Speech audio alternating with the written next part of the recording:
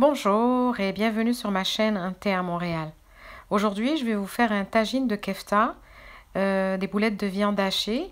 C'est le tagine le plus classique de la cuisine marocaine, le plus facile et celui qu'on fait pour les jours de dépannage.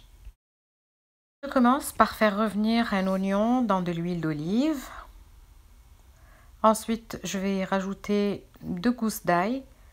Comme vous avez remarqué, moi j'ai de l'ail congelé, donc pour illustrer de la cuisine rapide, je vais mettre un petit peu de sel, un petit peu de cumin et un petit peu de paprika.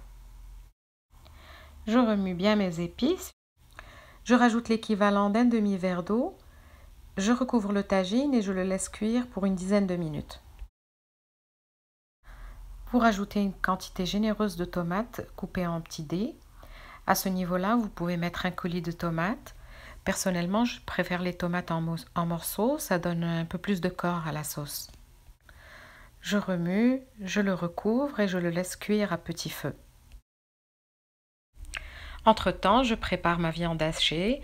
J'y rajoute 3 cuillères à soupe d'oignons hachés, 2 cuillères à soupe de persil et coriandre et je remets les mêmes épices, c'est-à-dire cumin, paprika, à chaque fois à peu près une demi-cuillerée, du sel et je mélange bien tout ça pour former mes boulettes.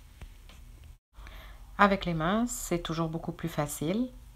On malaxe bien le tout pour que la viande soit imprégnée de toutes les épices et des condiments.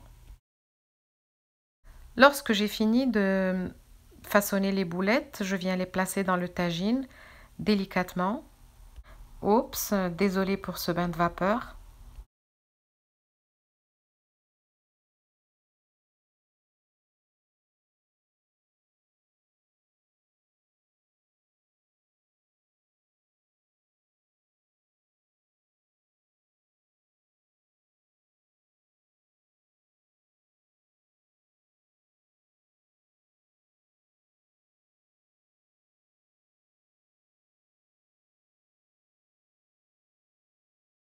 Je mets un petit peu de persil et coriandre par-dessus. Je le recouvre et je le laisse cuire encore à petit feu.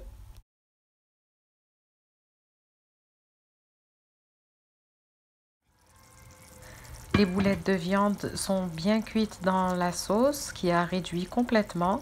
Je vais creuser des petits nids pour mettre mes œufs parce que ce tagine, c'est un tagine de boulettes aux œufs. Et il faudra surveiller la cuisson. Il faut que les œufs soient des œufs miroirs sans qu'ils brûlent par en dessous.